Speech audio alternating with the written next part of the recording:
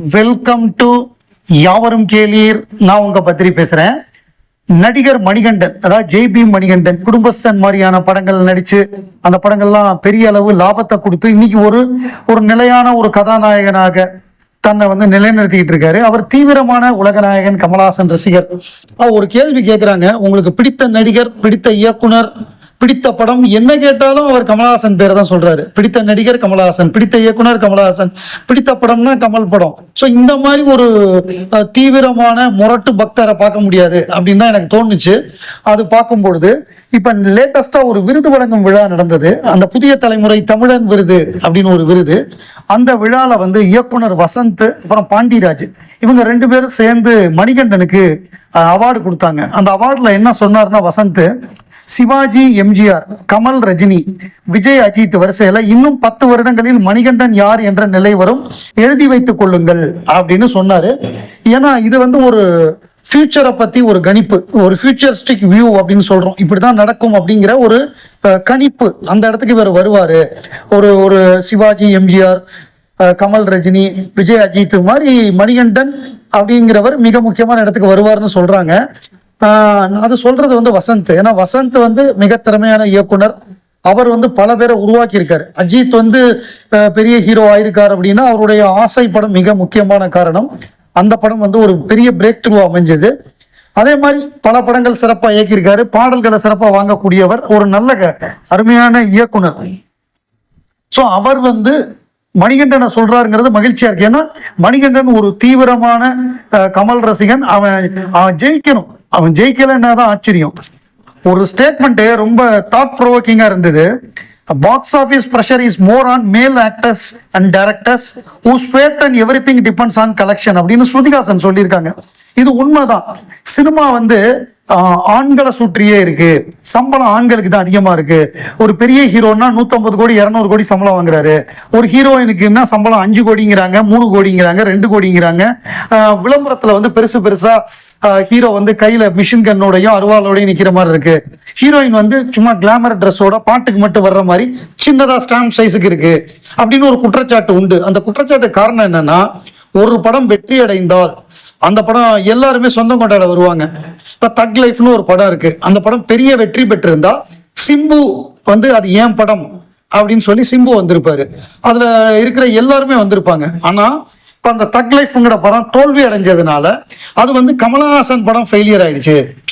கமல் பயங்கரமா ப்ரமோஷன்லாம் பண்ணாரு, பாருங்க படம் ஃபெயிலியர் ஆயிடுச்சு, கமல் படம் ஊத்திக்கிச்சு, இந்த மாதிரி தான் எல்லாரும் சொல்றாங்க. இதுக்கு படம் ரிலீஸுக்கு முன்னாடி சிம்பு ஃபேன்ஸ்லாம் இது எங்க படம் அப்படி இப்படின்னு சொன்னவங்க. பட் படம் தோல்வி அப்படின்ன உடனே அது முழுக்க முழுக்க கமலஹாசன் படம் ஆயிடுச்சு. ஸோ யாருக்கு ரிஸ்க் அதிகமா இருக்கோ அவங்க பேர் தான் வரும். அதனாலதான் உலகநாயகன் கமலஹாசன் நடிக்கும்.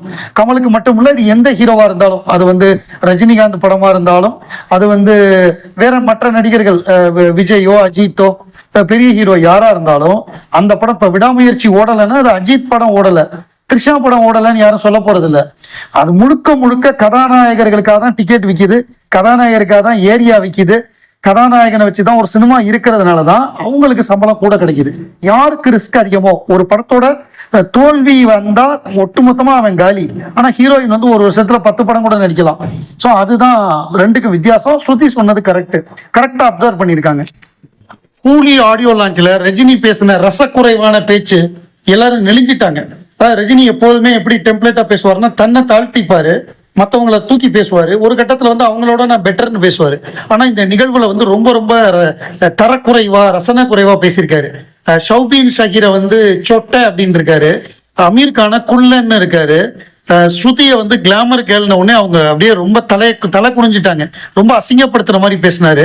அதுக்கப்புறம் அனிருத்தை புகழ்றேன்னு சொல்லி அனிருத்தை பார்க்கறதுக்கு பயங்கரமா வராங்க கேர்ள்ஸ் எல்லாம். அவங்க பாட்டை கேட்க வரல, அனிருத்தை பார்க்க தான் வராங்க. அனிருத்தை பார்க்க கேர்ள்ஸ் வர்றதுனால அதை பார்க்க பாய்ஸ் வராங்க. அவங்க எல்லாம் நைட்டு 11 மணி இருட்டுல அப்படின்னு சொல்லி ரொம்ப ரசக்குறைவா பேசினாரு. அவங்க அம்மா அப்பா எல்லாம் வச்சுக்கிட்டு, அவ்வளவு பேரை வச்சுக்கிட்டு ஏன் இவ்வளவு மட்டமா இவ்வளவு கேவலமா பேசுறாருன்னு தெரியல. அது பல பேர் அதை ட்விட்டர்ல போட்டிருக்காங்க. ரொம்ப ரசக்குறைவா நெளிய வச்சுட்டாரு. என்ன பேசுறோன்னு பேசல. ஒரு வயசுக்கு மேல மண்டை புத்தி குறுகி போயிடும்னு சொல்லுவாங்க, குழந்தையா மாறிடுவாங்கன்னு. அப்படி மாறிட்டாரா, இல்ல சேனா தான் பேசுறாரா, இல்ல இன்சேனா பேசுறாரா, என்ன நமக்கு ஒன்றும் புரியல. இதையும் முட்டு கொடுக்கறதுக்கு ஆட்கள் வருவாங்க. இது வந்து ரொம்ப தரக்குறைவா இருந்தது அவரோட ஸ்பீச். சாகர் படத்தை பத்தி நம்ம 40 இயர்ஸ் ஆஃப் சாகரை பத்தி வீடியோலாம் போட்டோம். அதுல ஒரு விஷயத்த சொல்ல மறந்துட்டேன். நான் எதனால வந்து அதிக தடவை சாகர் பார்த்தேன், சலங்கை ஒளி பார்த்தேன், நாயகன் பார்த்தேன் அப்படிங்கிறத சொல்லணும்னு நினைச்சேன். அது மறந்து போச்சு, எனக்கு அந்த நேரத்தில் மறந்து போச்சு. இப்ப நேற்றுக்கு சில கமெண்ட்ஸ்லாம் பார்த்ததுக்கு அப்புறம் எனக்கு அதை ஷேர் பண்ணணும் அப்படின்னு ஒரு எண்ணம் வந்தது. என்ன காரணம்னா, நான் வந்து டிவிடி வாங்க போனேன். அது வந்து டிவிடி காலகட்டம். ஏற்கனவே நான் பார்த்துருக்கேன் சாகர் படம், தூர்தர்ஷன்லேயே பார்த்துருக்கேன், தியேட்டர்லையும் பார்த்துருக்கேன். அதுக்கப்புறம் டிவிடி வாங்கலாம் அப்படின்னு போனேன். அப்போ போனப்ப தனியா சாகர் இருந்தது. அப்புறம் 3 படம் சேர்ந்து ஒரு டிவிடி, எல்லாமே ஒரே ரேட்டு தான். 3 படம் என்னென்ன படம் இருந்ததுன்னா, ஆராதனா, 2வது வந்து பாபி, 3வது சாகர். ஆராதனாங்கிறது ராஜேஷ் கண்ணா நடிச்ச படம்.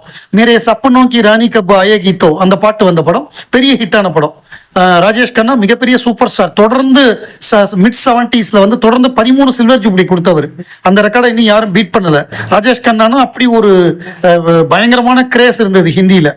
அதுக்கப்புறம் பாபி. இந்த பாபிங்கிறது வந்து ராஜ் கபூர் டைரக்ட் பண்ண படம். அவருடைய மகன் ரிஷி கபூரை அறிமுகப்படுத்தினாரு. இந்த படத்துல தான் ரிஷி கபூர், டிம்பிள் கபாடியா 2 பேரும் நடிச்சாங்க. இதுலயும் பாட்டெல்லாம் முரட்டை ஹிட்.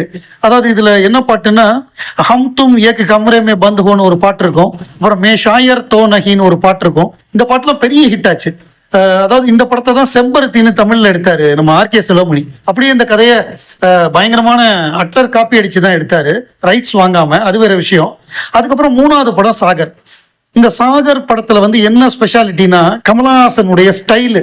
அது எப்படின்னா, கமல் வந்து கழுத்துல வந்து அந்த கருப்பு கயிறு கட்டியிருப்பாரு.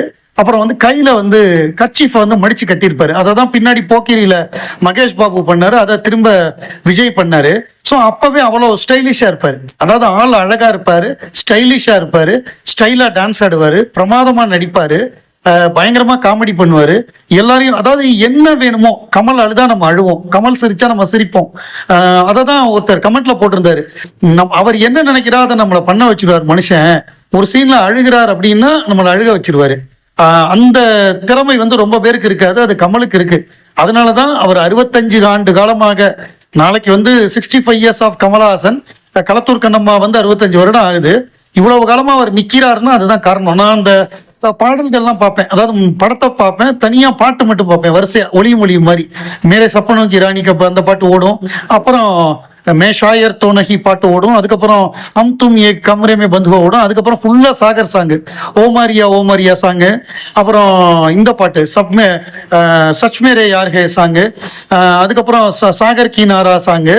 அதுக்கப்புறம் அந்த லாஸ்ட் பாட்டு ஹரே காவோ ரகே ஜாவோ ரே ஜாவோ, அந்த 2 பேர் சேர்ந்து டான்ஸ் ஆடுவாங்கல்ல, காவோ ரே காவோ நாச்சே ரஹோ அப்படின்னு ஒரு பாட்டு, சரக்கை போட்டு ஆடுற பாட்டு.